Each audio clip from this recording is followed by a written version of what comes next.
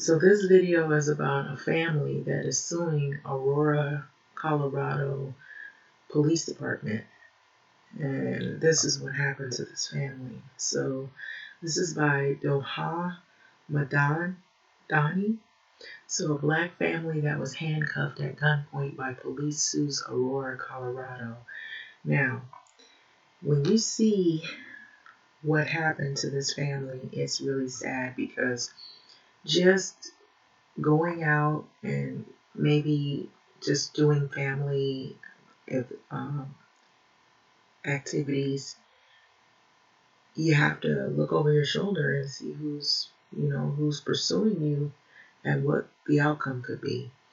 And so, unfortunately, the outcome of this was really, really sad because this is just a family. They were out and they were trying to have fun and do a family event, and it turned really bad. So, a black woman who was removed from her car at gunpoint with her underage family members in Aurora, Colorado, police officers last year has now she's filed a civil rights lawsuit against the city and police officials. But it's so sad to see how this was done because this definitely is something that most people should be paying attention to because just having a casual evening out with your family, now you have to wonder, where you're going and, is it safe to go there, depending on where your place of residence is and what area you stay in. So the woman, Brittany Gillum, had taken her younger sister and her daughter and her nieces for what is called a Sunday Fun Day. And this was in August when Aurora officers, they held their guns at the family. The guns were drawn and they ordered her and the girls to lie face down on the pavement, according to the lawsuit, so which was filed on Monday in Arapahoe County. And so the bystanders that were looking at this event, they posted the video of the incident last year that showed the four girls in the group on the ground and some handcuffed, crying, screaming as the officers surrounded the family. So Gilliam alleges in her lawsuit that the officers searched her and the girls at gunpoint without a probable cause of evidence of crime targeting the family because they were simply black.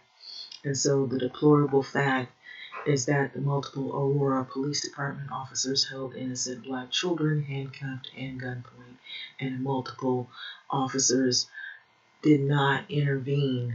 They were standing back watching it, and they didn't say, hey, this is abuse of force or abuse of power. So the evidence of this is profound and a systemic problem of racism and brutality with the APD, which is the Aurora Police Department, the lawsuit states. So, which also names the 5 Aurora police officers in the suit and police chief Vanessa Wilson as defendants. And so the Aurora Police Department said last year that the officers conducted a traffic stop under the belief that Gillum had stolen a car or her car because it shared the license plate of a number of a stolen motorcycle. So the officers later then realized the motorcycle had plates from a different state.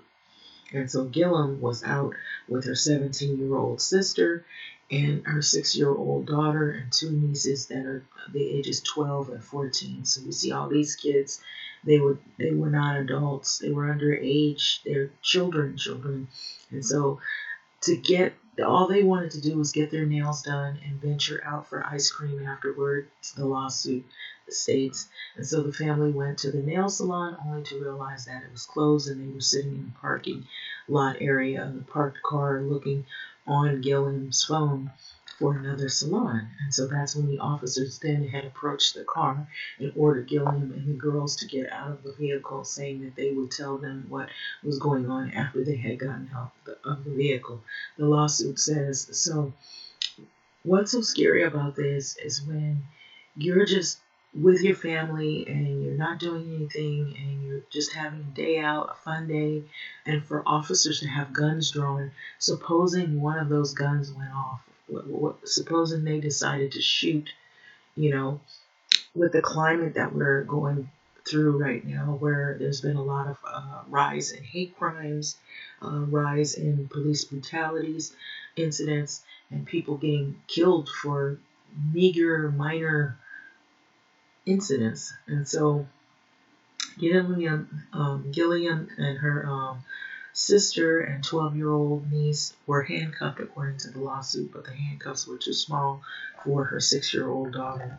And so this is very traumatizing. So this is a cell phone shot of a still photo of what the incident looked like, and you can see the officers standing around, and you see the little girls on the ground. How terrifying this is. And they basically were made to wait for 2 hours.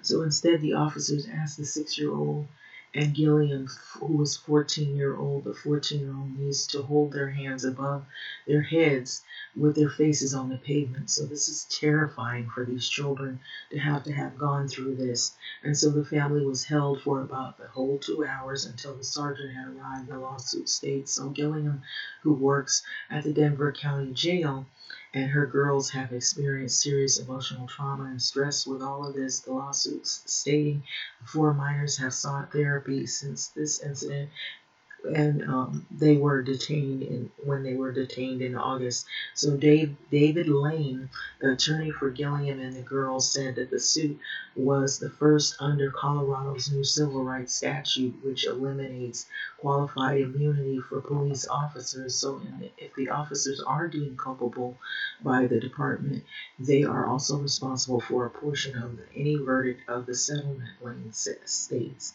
And so the city has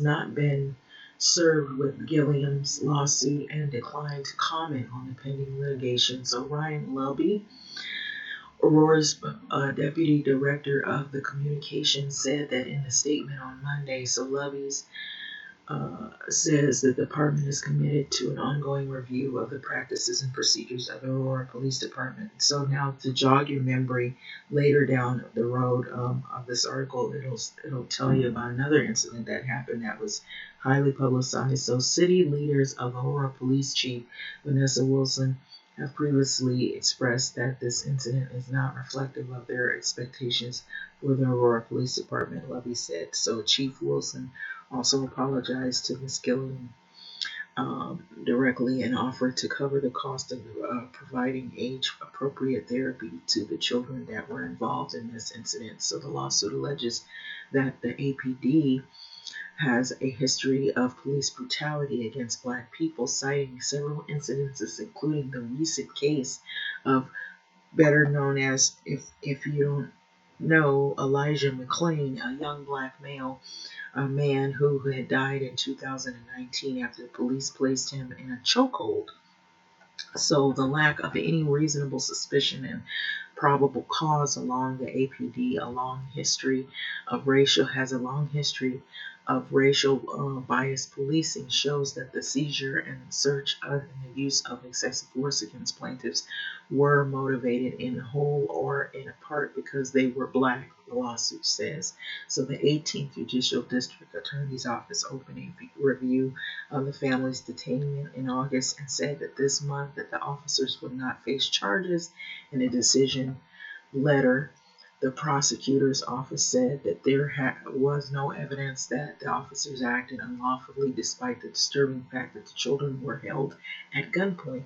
So the children were held at gunpoint. Look what kind of stuff has happened. They already have killed innocent young people. And, we know the story of Elijah McClain. And so this is very terrifying. And when you do these things, and we've seen this happen over and over again, and a lot of times people don't come out living to file a lawsuit. And so some family member ends up having to file a lawsuit because of the death of the family member by the hands of police that are brutal. So it's our hope, however, that the APD will immediately undertake a review of their policies to try to ensure that nothing of the sort ever happens again, the letter says. So the state attorney general office said last year that they would investigate the APD or Aurora Police Department and whether it has a pattern of practices that might deprive individuals of their constitutional rights under state or federal law. And so this is what we've been seeing a lot of, and it's sad, but you see the kids laying face down, and they were held at gunpoint, and so that, of course, is sad. So having said this, I'm going to let this video go, but I really don't believe that these things are going to stop happening now that even though Trump's not in office, and there's still a lot of people who are heavily influenced, and the tensions are high. There's a rise in hate crimes everywhere, it seems, after this Capitol siege in Washington, D.C. And so you have to really be looking over your shoulder and watching where you're going and who's pursuing you and what's going to happen next, especially if you live in areas where certain places have a history of police brutality against innocent people. And so I know some people still have support officers, but I also know that not all officers are doing this kind of stuff, but there are a large number, groups of people who are cliques who are involved in these hate groups, or they're on social media, they're on these websites, they're on forums where they formed hate groups. They're part of certain cliques, or they have certain biases and ideologies, and they are employed with these places where they either work for the city or they work for they work a government job, and somehow they must have slipped through the crack, and now they have a badge, or they have some type of power in their occupation, and so they have been using it in a form not to serve and protect, but to basically put people in fear that they could die, at the hands of gunpoint of a police officer that has some hate up in him, and it's these incidences that make Black families, Black people, not very trusting of all of the officers when you see these things constantly happening over and over and over again. And so this does not make people feel any safer at all. You have to wonder, is this going to be a decent cop, or is this going to be one that's going to blow my head off? And so having said that, I'm going to let this video go, but this is sad. I really do hope that this somehow it comes to an end, but the way, we saw the Capitol being pretty much taken over by all of these groups that have this hate or this anger. Now you see it's a rise in all of these hate crimes. It was happening even before the Capitol siege happened, but now it's even happening a lot more because people feel more emboldened to do these acts.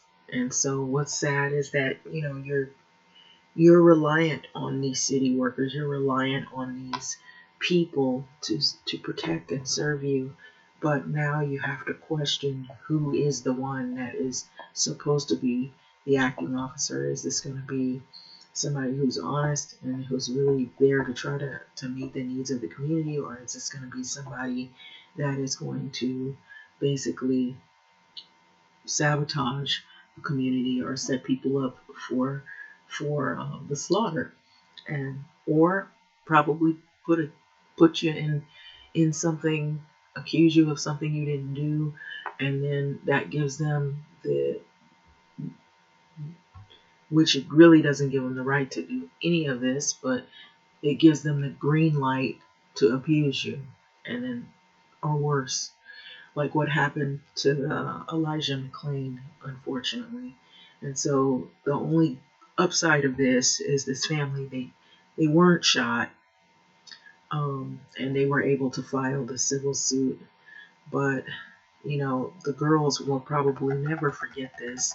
Just think of what they're thinking now about officers, now that they know that this is a reality. They have already learned early, at the ages you see here, the ages, what, 17, 12, 14, 6 years old, already, to have some distrust in law enforcement. So having said that, I'm going to let this video go. Like, comment, subscribe. Thank you for listening.